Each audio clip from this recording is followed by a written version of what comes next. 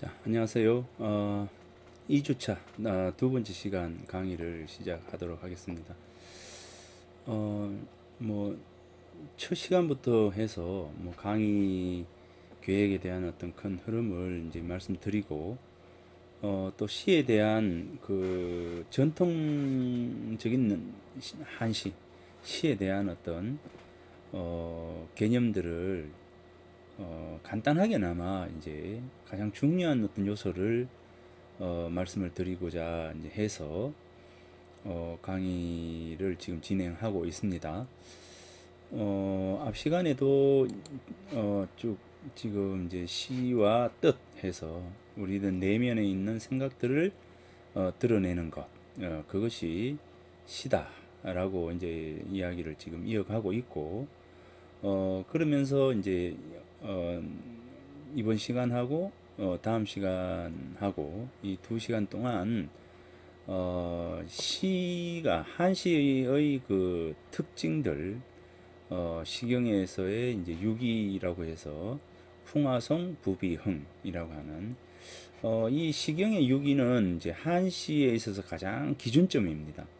가장 기준점입니다. 그래서 여섯 가지 이제 이 한시가 가지고 있는 이 여섯 가지의 어떤 갈래 그리고 이제 수사법에 대한 어떤 부분들을 이야기하고 있는 시경 유기, 이 유기에 대해서 여러분들하고 같이 살펴보도록 하겠습니다.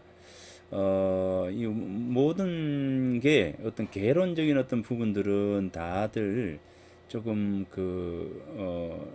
지루하고 또 뭡니까 불편하다라고는 뭐 하지만 조금 어려울 수도 있어요. 그런데 이제 개론에 대한 어떤 부분들을 실론에 대한 부분들을 뭐 구체적으로 이렇게 하는 것보다는 개략 이렇게 말씀을 드리고 있어서 이제 그 부분들을 한번 뭐 가벼운 마음으로 이렇게 들어주면 좋겠습니다. 왜냐하면 이 시를 우리가 시를 왜 읽어야 하고 또 시를 왜 또 쓰는가라고 하는 모든 부분에서 그런 것 같아요. 이제 뭐 억만금을 주더라도 내가 왜 이걸 해야 하지? 라고 하는 그런 이제 목적성에 대한 부분들이 결여가 되면 사실은 뭐 처음 시도는 충분히 이제 의미가 있지만 그것이 지속력을 지니기 위해서는 결국 스스로가 어떤 목적성을 가져야 된다고 보거든요. 이제 그래서 이 목적이 없으면 한목적성이라고 하는 이 목적이 없게 되면 결국 이제 그만큼 그 일을 하는 데에 마음의 불편함이 많아지겠죠. 이제 그래서 이 목적성 이제 그래서 이제 우리가 시를 왜 읽어야 하는가라고 하는 이제 시문학의 세계라고 하는 수업을 왜 하는가 또는 이제 이 시문의 세계를 통해서 이 시를 왜 읽히려고 하는가라고 하는 이 그 부분에 대해서 한번 개론적인 어떤 측면에서 이제 제가 생각하는 교수자로서 이제 제가 생각하는 시를 읽어야 할 이유에 대한 부분들을 뭐 저 스스로도 이렇게 가지고 있어야 15주 동안 흔들리지 않고 앞으로 나아갈 수가 있을 것 같습니다. 이제 그러죠. 그래서 이 시를 왜 읽어야 하는가라고 하는 뭐 시가 왜 소중한 것인가 라고 하는 어떤 부분들을 이제 스스로가 이제 생각을 하면서 시를 마주해야 되지 않을까라고 하는 그 생각을 이제 합니다. 이제 그래서 그러면서 이제 이 시가 3,000년 동안을 지속해 왔단 말입니다. 3,000년을 이 시는 이제 지속이 되었는데 그러면은 오랜 시간 동안 지속이 된 이 시는 도대체 무언가라고 하는 것 최소한의 어떤 부분에서 이 시가 도대체 무엇이길래 지금껏 우리는 시를 외우고 있는가 또는 시를 쓰고 있는가 또는 시를 읽고 있는가 시를 공부하고 있는가 라고 하는 겁니다. 오늘 제가 이제 가지고 있는 책 중에 잠깐 보니까 이 책을 보셨나요? 이 책, 그 철학의 세 가지 질문이라고 하는 이 마이클 켈로그라고 하는 분이 이제 썼는데 이 철학의 세 가지 질문입니다. 세 가지 질문인데 뭐 어떤 질문이냐면 나는 무엇을 알 수 있는가라고 하는 무엇을 알고 알 수 있지? 내가 무엇을 알고 있나? 뭐 이런 분. 나는 무엇을 원하는가? 그죠? 무엇을 원하는가? 나는 알고 있는 것이 무엇인가? 내가 원하는 것은 무엇인가? 그 다음에 뭡니까? 내가 해야 할 것은 무엇인가? 이겁니다. 이 결국 이제 철학이라고 하는 어떤 부분에서 이제 제가 이제 동양 철학 고전 읽기라고 하는 수업도 이제 진행을 하지만 궁극적으로 이제 질문 왜라고 하는 부분 중에서 나에 대한 어떤 질문들이 가장 우선되겠죠, 그죠? 나는 뭔가, 나는 무엇을 하고 싶은가? 그래서 내가 원하는 것이 뭘까? 그러니까 이제 어찌 보면 이제 나에 대한 어떤 탐색들이 결국 내가 살아가면서 이루어야 할 어떤 목적성에 해당되는 부분이겠죠. 이제 그래서 흔들릴 때마다 이제 그런 부분에서 흔들림을 줄여주고 또 흔들릴 때 그 흔들림 속에서도 중심을 잡고 이제 나올 수 있는 힘이 되지 않을까라고 하는 것이죠. 이제 그래서 혹여나 이제 인연이 된다면 뭐 이 책과 인연이 되기도 하겠죠. 그래서 철학의 세 가지 질문이라고 하는 이 책을 한 번쯤은 읽어봄직합니다. 예, 제가 이제 뭐 제 연구실에는 참 많은 책들이 있어요. 이제 많은 책들이 있는데 그 중에서 뭐 재밌는 책도 있고 그죠? 재미없는 책이 뭐 대부분이지만 아무튼 책을 좀 가까이 할 필요가 있다라고 하는 생각을 하고요. 예, 특히 요즘처럼 이 인터넷이라고 하는 휴대폰이라고 하는 이제 이런 시대 속에서 더욱더 우리가 이런 이제 종이책에 대한 부분들을 조금 뭐 가까이 할 필요가 있지 않을까라는 생각이 듭니다. 이제 그래서 뭘 해야 할까? 무엇을 위해서 할까? 내가 원하는 것이 무엇일까? 그죠? 내가 알고 있는 것이 어떤 것일까? 또 무엇을 알고 싶은가? 뭐 이런 것들, 이런 것들이 이제 우리가 뭐 살아가면서 뭐 나이 뭐 60, 70이 되더라도 그죠? 우리가 그런 어떤 부분에서 고민할 필요가 있지 않을까 싶습니다. 이제 아무튼 그래서 공부는 이제 끝도 없잖아요. 이제 그 논어에서 이제 공자가 15의 립 이제 학문의 뜻을 세우고 학문의 지우학하고 그죠?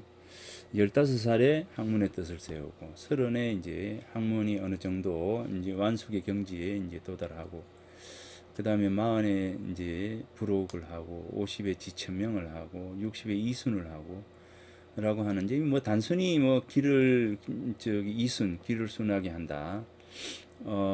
상대로부터 들어오는 어떤 여러 가지 이야기들을 유순하게 순조롭게 이제 이렇게 들어가야 하는 이런 어떤 부분에서는 놓고 보면 왜 60에 우리가 길을 열어놓고 내 마음을 열어놔야 될 것인가? 왜 50에 삶의 목표를 다시 재점검해야 할 것인가? 왜 40살에 이제 주변의 것에 흔들리지 않고 자신의 삶의 방향성을 가지고 꾸준히 나아가야 할까? 이런 부분들이죠. 이제 그래서 그러면 그 나이대에 맞는 이제 공부를 하는 것입니다. 이제 이 이야기는 나이대에 맞는 공부, 과연 이제 그런 것들이 있겠죠. 있겠지만 나이대에 맞는 공부라고 하는 것은 결국 평생을 통해서 그죠? 평생을 통해서 공부는 계속되어야 하고 계속 하는 것이 바로 이제 그 공부다, 학문이다라고 하는 부분들입니다. 그래서 뭐 이제 무소의 뿔처럼 혼자서 가라. 뭐 저돌적으로 흔들림이 없이 이 마흔에 나아가는 사람, 그죠? 나아가다가 돌아와서 보니까 과연 이게 내가 바르게 나아가고 있는가라고 하는 어떤 그런 고민을 하게 되죠. 그때가 바로 이제 50이 되면 내 삶에서 이전의 삶을 우리가 돌아보고 이후의 삶에 대해서 다시 재점검해가지고 재정비해서 한 단계, 두 단계 더 나아가도록 하는 그런 부분입니다. 그래서 해제 선생의 경우에도 양동에 계셨던 이 해제 선생의 경우에도 동방오연이라고 하지만 이분도 45세 지비음이라고 하는 이제 지비음이라고 하는 그 시를 써요. 지비라고 하는 건데, 자 여기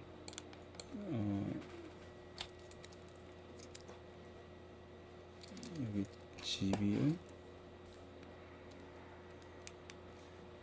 이게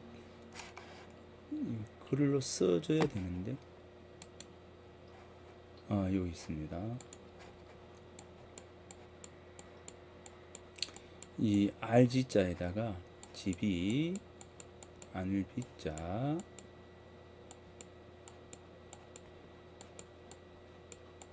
을풀음자예요. 이 을풀음자라고 하는 이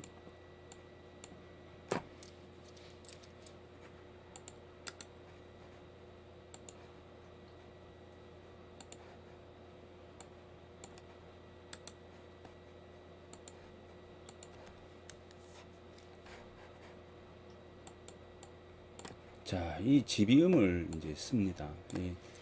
자, 됐다. 이게 아직 감이 없었어요. 자, 이제 요 지비음을 씁니다. 지비음이라고 하는 시를 이렇게 쓰게 되는데, 여기에서 지비라고 하는 거, 이제 비는 아닐 비자인데 이제 잘못될 비자입니다. 잘못되었다, 이제 잘못이다, 잘못되었구나, 되었다, 잘못되었다. 그 다음에 이제 이 지자라고 하는 것은 이제 안다라고 하는 거잖아요. 집이 잘못되었음을 알았다라고 하는 거죠. 그럼 여기에 이제 우리가 50, 50이라고 하는 집이라고 하는 말은 같은 말로 지천명과 같은 뜻이에요. 지천명. 자, 지천명. 요게 여기 익숙치가 않으니까 자꾸 이제 글이 되는데,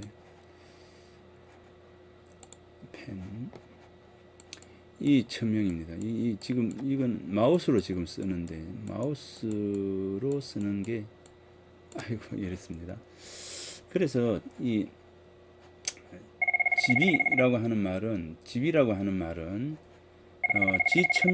하는 말과 같은 뜻을 가지고 있습니다. 천명을 안다라고 하는, 그러니까 천명을 안다라고 하는 것은 뭐냐면, 천명, 즉 내가 왜 이 세상에 태어났고 무엇을 하기 위해서 내가 태어났는가라고 하는 내 삶의 어떤 목표와 목적과 의미라든가 이런 것들이 바로 이제 천명이거든요. 누구나 다 하고, 우리는 태어나면서부터 자신의 몫이 있잖아요. 무엇을 하면서 살 것인가라고 하는 자신의 몫이 있는데, 그 몫을 아는 거죠. 누구나 다가 의미를 가지고 이 세상에 태어나거든요.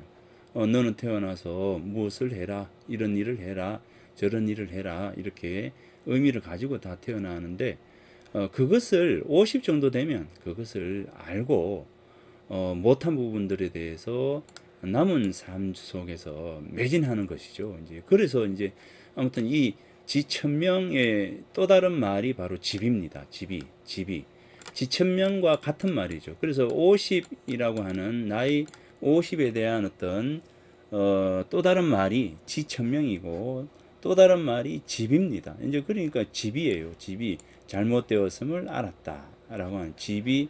그러니까 요게 50의 또 다른 말이죠. 지비가 50의 또 다른 말입니다. 지천명과 같은 의미를 지니고 있는. 그래서 이제 요 집이라고 하는 말에다가 요 읊을 음자를 넣어서 집이 50이 되어서 이전의 삶을 돌아보면서 잘못되었음을 내가 알았다라고 하는 이제 그런 노래입니다. 시입니다. 그래서 이 지비음이라고 하는 시, 이제 다음 주에 이 지비음을 한번 소개를 시켜 드릴 텐데, 아무튼 이제 그렇습니다. 이 지비음이라고 하는 이제 이 시를 지었는 분이 이제 회제 이연적 선생이십니다. 인데, 요 회제 이연적 선생의 이 지비음을 놓고 봤을 때도, 회제 이연적 선생은 지비음에서 45살이 되어서 이 시를 쓰면서 45 이전의 삶을 점검을 합니다. 스스로가 점검을 하고 이후에 내가 어떤 삶을 살아야 가야 되겠다라고 하는 그 이후의 삶에 대한 어떤 그 이제 목표를 이제 설정을 하게 됩니다. 나는 이렇게 해서 이렇게 살아가겠노라 라고 하는 거죠. 그래서 그런 것을 놓고 보면 이제 마흔이 되어서 이제 무소처럼 막 저돌적으로 앞만 보고 이렇게 내 생각이 옳다라고 생각하고 살아가 봤더니 그런 삶 속에서 10년을 지내다가 50이 되어서 이제 이전의 삶을 한번 돌아보고 다시 한번 틀린 부분이 있으면 바로 잡아서 50부터는 다시 새로운 어떤 마음가짐으로 살아가는 거죠. 이제 그러니까 이제 50은 그렇게 살아가고 60이 되면은 또 이순처럼 그런 삶을 살아가고 70이 돼서는 종심소욕 불유고 이제 마음 먹은 대로 하더라도 이제 불유고 이치 어긋나지 않는 그런 경지에까지 이르는 그러니까 평생의 삶이 학문의 삶이고 그런 어떤 학문의 삶을 사는 것이 결국 우리들에게 놓여져 있는 삶의 과제다 이렇게 이제 보여지는 것이죠. 이제 그래서 이런 어떤 부분들을 생각할 때 결국 이제 우리가 이제 공부에도 이제 목표가 있듯이 우리 삶에서도 이제 목표가 있고 그 목표를 점검하는 때가 50살 정도이고 그런 점검을 통해서 새롭게 한 발짝 나아가는 부분들이 있더라는 거죠. 그래서 옛날 사람들도 50 정도 인생에 있어서 중간쯤 어찌 보면 이제 조선시대에 이제 평균 수명이 37이라 하거든요. 그러니까 지금 우리가 이제 50이 되어서 점검을 한다. 이 말은 이만큼 살지 못하는 이제 그런 시대에서도 결국 이제 인생 100년이라고 하는 그 긴 부분들을 생각하면서 점검에 대한 의미들을 이제 집어넣어서 이제 살았던 것 같습니다. 자, 아무튼 이제 그 강의의 목표가 있듯이 우리 삶의 목표도 한번 좀 점검하고 그런 과정 속에서 내가 동기와 동인을 찾아가는 그런 시점들이 지속적으로 이제 발현이 되어야 될 것 같습니다.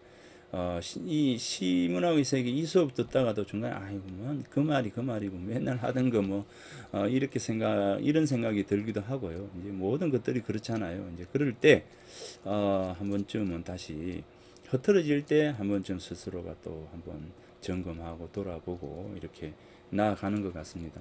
스펀지에 물 들어가듯이 지내다 보면 분명히 달라진 내가 어느 순간 달라진 내가 되어 있을 거다라고 하는 것을 확신합니다. 예. 자, 한번 고민하지 말고 그냥 들어가면서 나아갔으면 좋겠습니다. 자, 이제 시와 지 지난 시간에 이야기를 했습니다.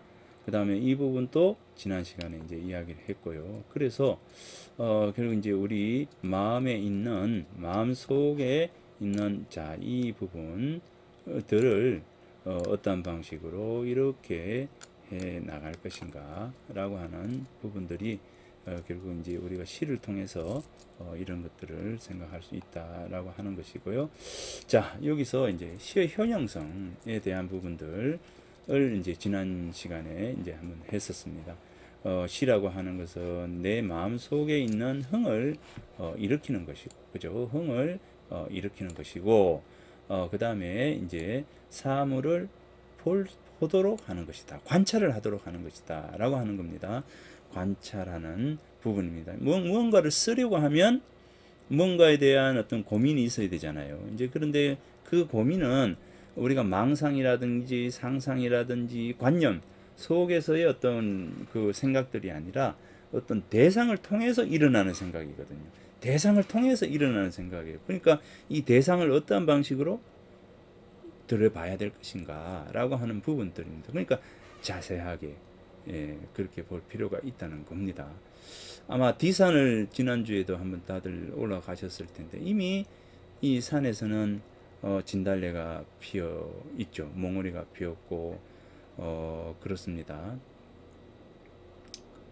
그 나머지 뭐 다른 부분도 그렇지만 아무튼 이제 관 보는 겁니다. 사물을 보도록 만드는 거고 그 다음에 이제 무리 지어서 살아갈 수 있도록 하는 것이고요.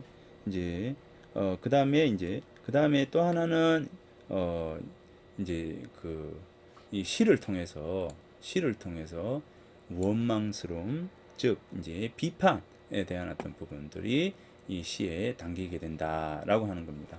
자, 여기 관계성에 대한 부분들이고 사물을 어떻게 바라볼 것인가에 대한 어떤 부분들이고 그 다음에 내 내면에 있는 것을 어떻게 드러낼 것인가에 대한 것이고 사회에 대한 어떤 비판적 안목 이런 것들이 두루두루 이 시를 통해서 다 드러나게 된다. 시를 통해서 공부하게 된다라는 거 하는 겁니다.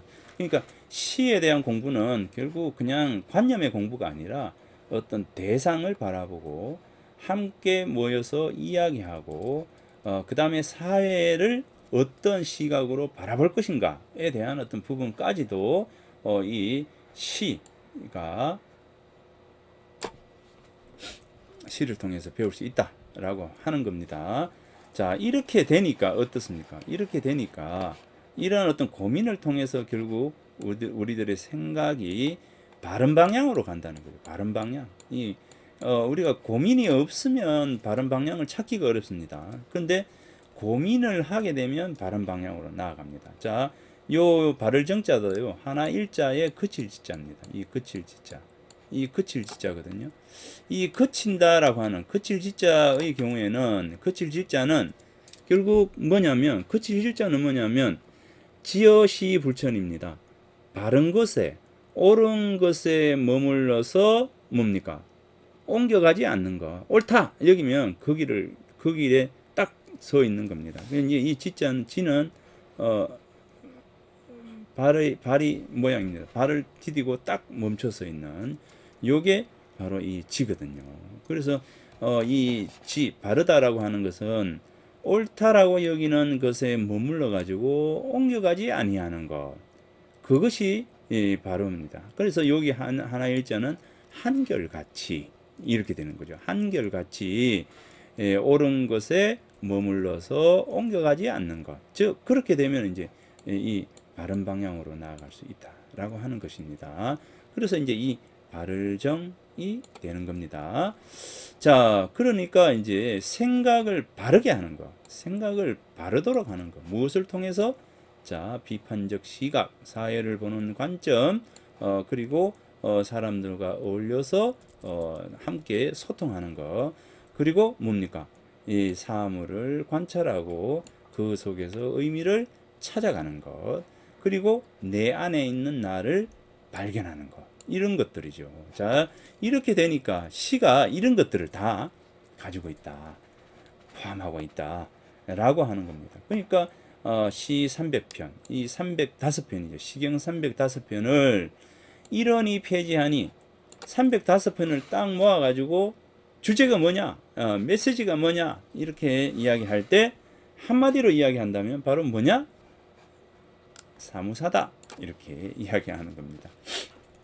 공자께서 시 300 이러니 폐지하니 왈 사무사니라 생각에 사특함이 없다 이렇게 했습니다. 그래서 공자께서 이 시경 305편을 편찬을 하고 한 것입니다. 그 의미입니다.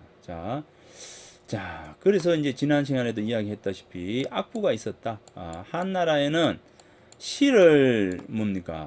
채집하는 악부라고 하는 관청이 있었다는 거죠. 시를 채집하는 이 악부, 관청부자요. 관청부자. 이 악부라고 하는 관청이 있었다는 겁니다. 이 악부라는 관청을 통해서 시를 채집했는데 왜 채집했느냐는 거죠. 시를 왜 채집해? 그죠? 시를 왜 채집했는가? 왕은 이 시를 가지고, 자, 요 시를 가지고 뭐 어떻게 한다고요?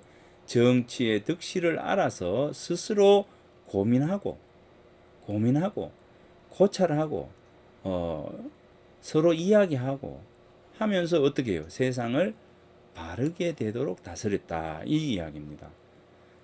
시를 수단으로 삼아서 시를 모아가지고 시를 읽으면서 정치의 득실, 내가 잘하고 있는지 또는 놓쳐버린 것은 없는지라고 하는 것을 점검함으로 해서 스스로 검토, 고민, 고찰, 연구 이런 것을 통해서 바르게 세상이 다스려 갈 수 있도록 했다.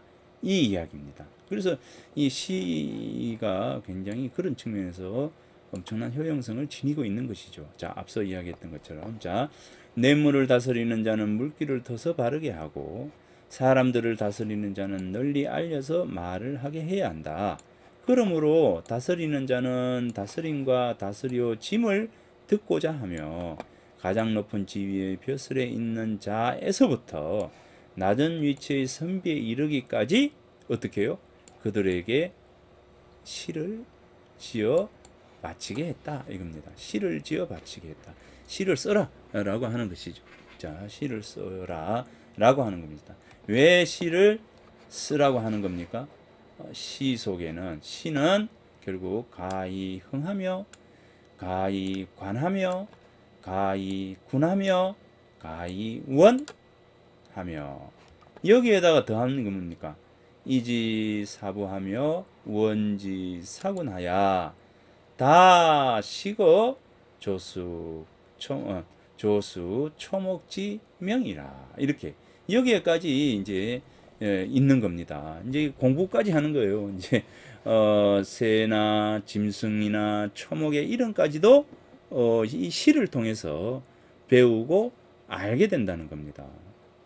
거기에 더해서 임금을 섬기고, 그죠? 임금을 섬기고 윗사람을 윗사람으로 여겨서 공경하고, 그 다음에 부모에게 효도하는 이런 모든 것들이 결국 이제 시 공부를 통해서 이 시를 통해서 표현이 되고 시 공부를 통해서 사람들이 배워나갈 수가 있다라고 하는 겁니다. 그래서 우리 마음의 밭을 바르게 하고 살찌게 하는 그 하나의 어떤 방법으로서 수단으로서 바로 이 시가 그런 몫을 하더라는 겁니다. 했다라고 하는 겁니다. 그래서 우리가 시가 지금껏 남아 있는 것이고요. 지금 또 이 시가 쓰여지고 또 이 시를 우리가 외는 것입니다. 이제 그 시는 이제 이런 의미를 지니고 있다는 겁니다. 시는 이런 의미를 지니고 있다라고 하는 그 이야기입니다. 자, 대개 모든 문장은 하나의 진리를 갖는다. 하나의 진리를 갖는다. 즉 아름다움이 곧 사랑이며 사랑은 곧 전해지는 것이다. 이는 인간 세상에서 변함없는 이치인 것이다. 그러므로 지연이가 있으면 동시에 전달자인 것이다. 다만 세상과 친밀한 것이면 많은 사람들이 얻고 익힐 것이지만 세상과 먼 것이면 점차로 사라지게 될 것이다. 이겁니다. 나라가 문학을 받들고 비문학을 분명하게 깊이 한다면 전해질 것이 없다. 자, 이게 이제 서양학자인데 제가 이거를 이제 요 책에서 있는데 다음 시간에 요 부분들은 내가 제시를 하겠습니다. 요 부분은 그래서 시는 또는 이제 글이라고 하는 것은 결국 여기에서 의미는 요겁니다. 세상과 친밀해야 된다. 세상의 얘기를 해야 된다. 자기 자신만의 이야기를 입으로 내고 다닐 것이 아니라는 거죠. 결국 이제 최근에 이제 우리나라의 시가 뭐냐면, 시를 쓰는 분들이 이제 놓치고 있는 것은 뭐냐면 관념시에 대한 부분입니다. 관념시에 대한 부분을 이야기를 하는 겁니다. 즉 자기의 생각을 넋두리처럼 풀어내는 것에 이 시를 시다 이렇게 생각하는 부분들이 많습니다. 이 언어라고 하는 이것을 잘 조합을 해서 자신의 속에 들어있는 생각들을 넋두리처럼 잘 토해내는 것, 이것을 이제 시다라고 이제 생각하는 분들이 참 많습니다. 그런데 이 시라고 하는 것은 그냥 넋두리를 그 좋은 단어를 통해서 다듬어가는 것은 아니다는 거죠. 시 속에는 어떤 것이 있어야 되느냐 하면 결국 이런 것이 있어야 된다는 겁니다. 그 속에는 세상을 향한 비판이 있어야 되고, 그죠? 그 다음에 그 속에는 사물에 대한 어떤 관찰이 있어야 되고요. 사물에 대한 관찰을 통해서 이 사물을 가지고 에둘러서 세상을 비판하는 이러한 모습들이 시 속에 담겨 있지 않으면 시는 그냥 자신의 생각을 그냥 펼쳐내고 토해내는 아름다운 그런 말밖에 되지 않는 겁니다.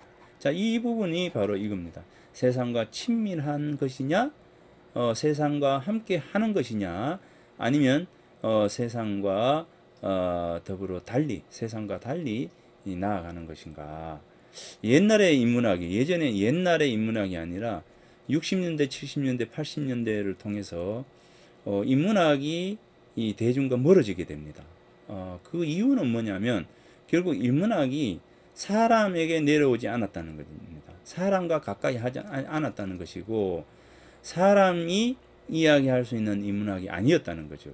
그것은 뭐냐면 지식인들이 자신의 지식을 뭐 잘난 듯이 이렇게 토로하는 이제 그런 류의 인문학을 우리가 했다는 겁니다. 그러니까 결국 대중과 멀어질 수밖에 없는 겁니다. 철학이 저 높은 곳에 있어요. 그죠? 철학이 저 높은 곳에 있습니다. 그 높은 철학을 우리는 왜 합니까? 내 삶에 의미가 없는데. 이 탈레스가 길을 걸어갑니다. 여자 종 따르는 사람과 같이 뭐 조교가 되겠죠, 그죠? 이 옆에 따르는 사람하고 같이 탈레스가 길을 걸어갑니다. 걸어가다가 탈레스가 웅덩이에 탁 빠져버려요. 웅덩이에 빠지니까 그 여종이 하는 말입니다. 하늘을 하늘 이제 천문학자잖아요. 탈레스가 천문학자이기도 하고 철학자이기도 하고 수학자이기도 하고 아무튼 그래요. 그런데 이제 이 탈레스가 이야기한 게 뭡니까? 너 자신을 알아라라고 하는 출발점이 바로 이제 탈레스에게서부터, 서양 철학의 출발이 탈레스잖아요. 이제 그래서 이 탈레스에게서부터 우리들은 이제 신의 속박에서 벗어나게 되거든요. 벗어나게 된다? 벗어나게 된다가 아니라 신의 속박에서 사람이라고 하는 인식을 할 수 있게 되는 것, 출발점이 바로 탈레스입니다. 그래서 그게 이제 사람에 대한 인식이 이제 중세의 마지막이 되고 근세의 출발점이 되는데, 아무튼 근대의 출발점에서 탈레스가 서양에서는 가장 우선적으로 나아가게 되는 거거든요. 우리의 중세에서 근대로의 출발은 사라고 하는 인식이 바뀌게 되면서부터이거든요. 뭐 이거는 뭐 우리 수업하고 또 다른 관계가 없는데, 아무튼 다른 시간에 한번 말씀을 드릴게요. 자, 아무튼 그래서 탈레스가 이제 그런 탈레스입니다. 이 탈레스라고 하는 사람이 대단한 분인데, 하늘의 별을 관찰하다가 보다가 웅덩이에 빠져버립니다. 웅덩이에 빠지니까 이제 이제 여종이 따라가던 사람이 아니, 하늘의 별을 관찰하는 분이 자기 발 밑에 있는 웅덩이조차도 모르는군요. 확인하지 못하는군요. 이렇게 이야기합니다. 아주 위대한 말이지 않습니까? 정말 위대한 말이잖아요. 저 멀리 있는 하늘의 별자리를 어,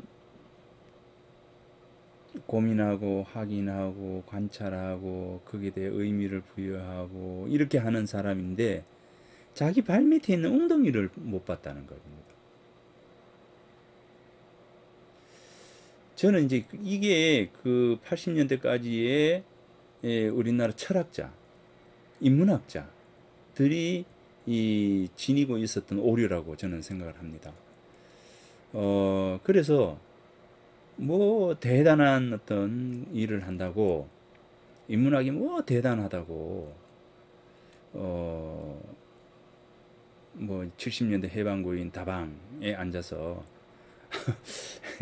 서로의 논쟁을 통해서 지식의 단어들을 나열해가는 이런 뭐 탁자 위에 아름다운 단어만을 쫙 나열하고 그죠? 그런 가운데 자기가 지식인이냐 하던 그런 그 어찌 보면 70년대 80년대의 그런 이제 지식인들의 어떤 모습들을 통해서 우리가 인문학이 결국 세상과 멀어지게 되었다 이렇게 생각합니다. 이제 그러니까 가장 중요한 것은 어떤 것이냐? 결국 세상과 함께 해야 하는 것이고요. 세상 사람들과 함께 가야 되는 것이고요. 이 부분이 가장 중요한 요소이다라고 생각을 합니다. 이제 그래서 결국 대학이라고 하는 것도 결국 이제 세상과 함께 가야 되는 어떤 부분들을 고민할 필요가 있다. 제가 이제 83학번인데 제가 대학 들어가서 맨 처음 배웠던 단어가 뭐냐면 상아탑으로서의 대학입니다. 상아탑으로서의 대학. 다들 아시죠? 우리 부모님들이 이 소를 팔아가지고 등록금을 마련한 상아탑, 그죠? 그만큼 이 대학이라고 하는 이 곳은 대단한 어떤 곳이었지만 지금 우리가 상아탑으로서의 대학 이렇게 하면서 이야기할 수 있는 시기는 지났다고 보거든요. 자, 아무튼 결국 이제 대학도 학문도 모든 것들도 이제 결국 세상과 친밀한 것이어야 하고 세상 속에서 이것이 왜 필요한지에 대한 부분들을 확인하고 알아가고 확인하고 알아가고 세상에 필요로 해야 돼요. 진짜로. 그러니까 내가 이것을 했을 때 나에게 무슨 도움이 되느냐 이렇게 도움이 되어야 합니다. 그죠? 저는 인문학을 하지만 이 인문학을 통해서 사람들에게 어떤 도움을 줄 것인가를 고민을 하거든요.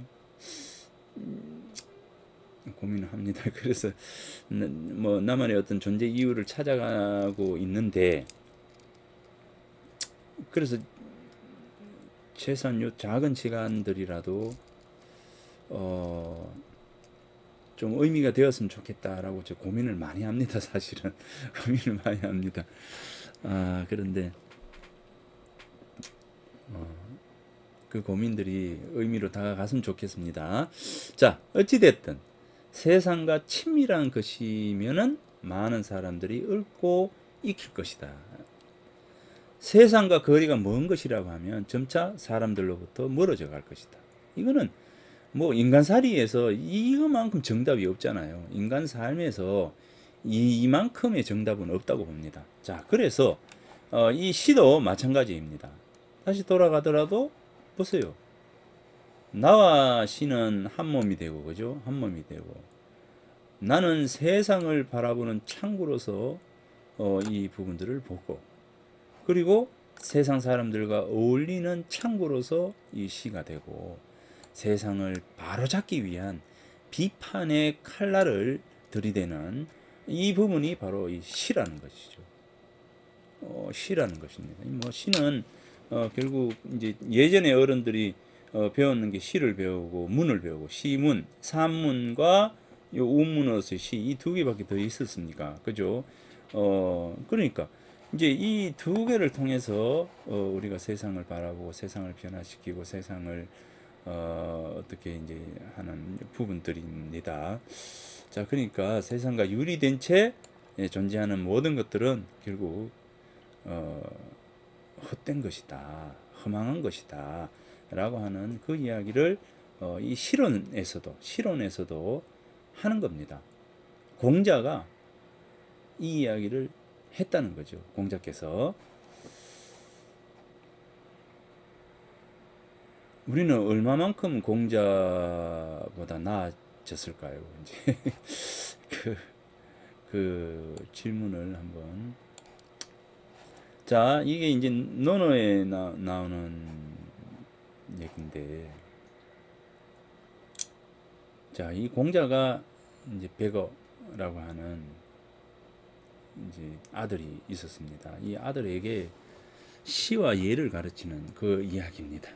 여기 보면 이 공자께서는 이 제자들을 가르칠 때 요 내면이 있잖아요. 그래서 공자께서 한 모퉁이 요거에 대해서 이야기를 했을 때 제자들이 여기와 여기와 여기 세 모퉁이 세 곳에 대한 부분들을 고민하고 거기에 대한 질문이 없으면 가르치지 않았다고 봅니다.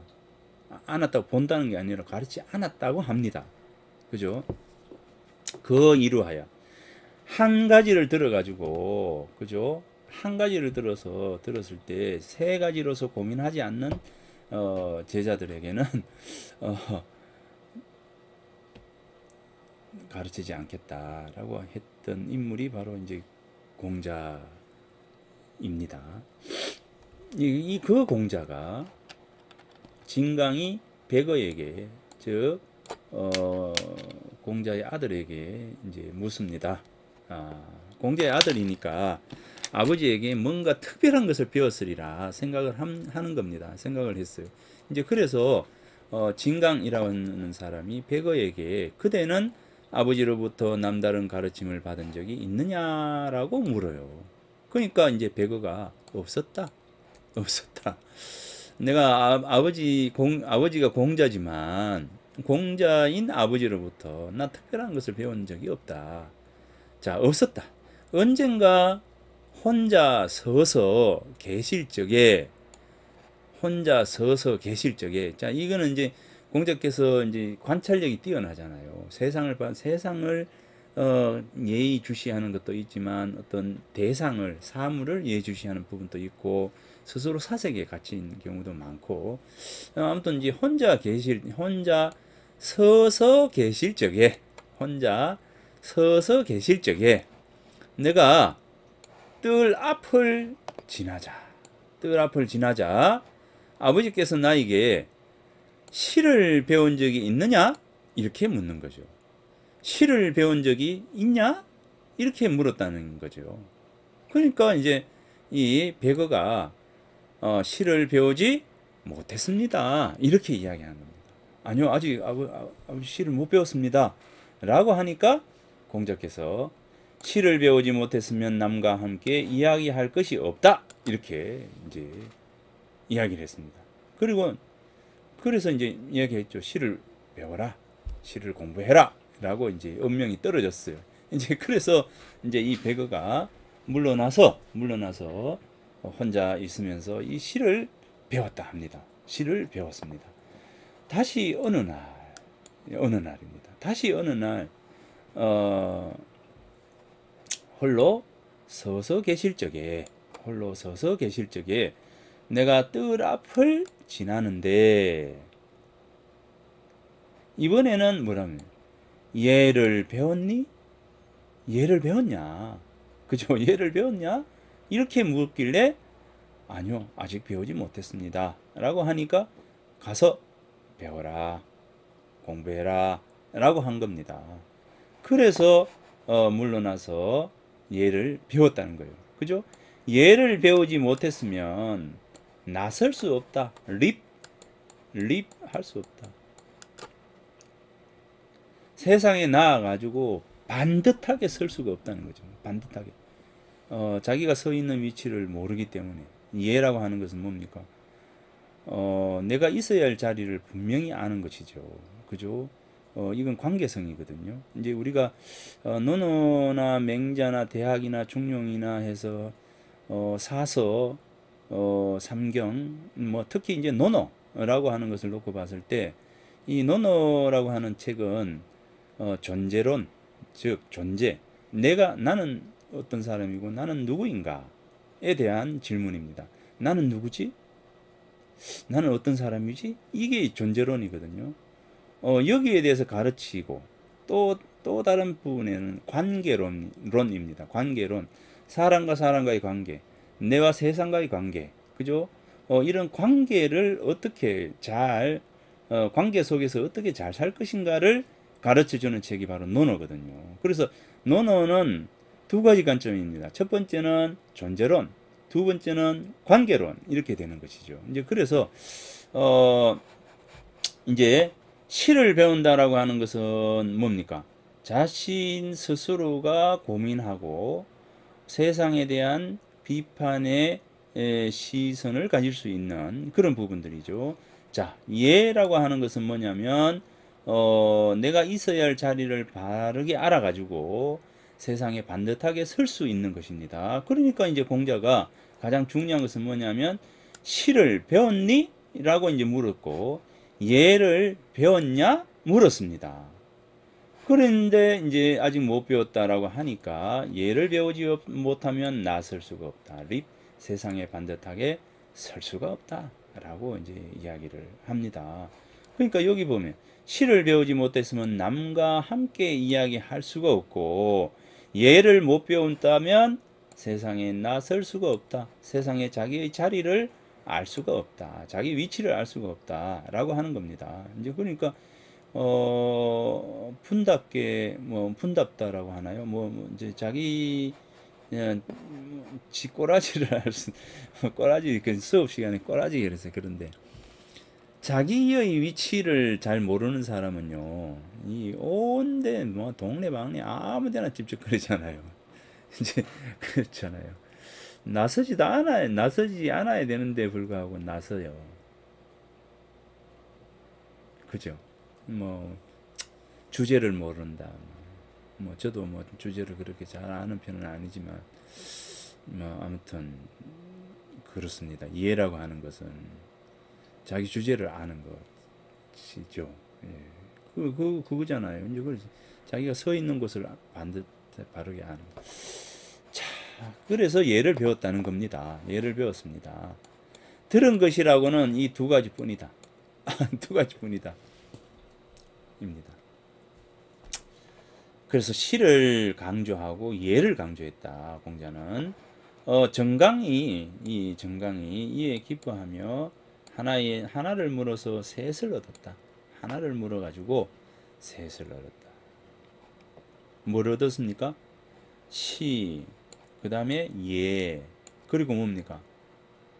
내 아들이라고 해서 품어가지고 내 아들에게 다 주는 거 있죠. 다 주는 거. 내 식구라고 내 자식이라고 해서 전부 주는 거. 이 공자를 통해서 사람이 태어나서 배워야 할 것이 시구나 예구나 라고 하는 것을 배웠고 내 자식이라고 해서 남들과 다르게 아껴서는 안 되는구나 라고 하는 어떤 부분들을 배웠다는 거죠. 자, 그래서 세 가지를 배웠다. 셋을 얻었다. 하나를 물어가지고 셋을 얻었다. 이 정강이라고 하는 사람도 대단하잖아요. 이제, 그죠? 자, 그래서, 자, 이 부분. 자, 여기서 이제 중요한 것은 불학시. 시를 배우지 아니한다면 무의언. 말할 게 없다. 무의. 뭐 할 수 없다. 말할 수가 없다. 말할 것이 없다. 말할 수가 없다. 이렇게 되는 거예요. 그러니까 남들과 토론하고 그죠? 남들과 어울리고 세상을 바라보고 하는 이런 어떤 부분들이 없으면 그런 부분들을 못 한다는 겁니다. 못 한다는 겁니다. 자, 그러면 오늘 2주차 두 번째 시간 여기서 마치도록 하겠습니다. 잠깐 다음 시간에 뵙도록 하겠습니다.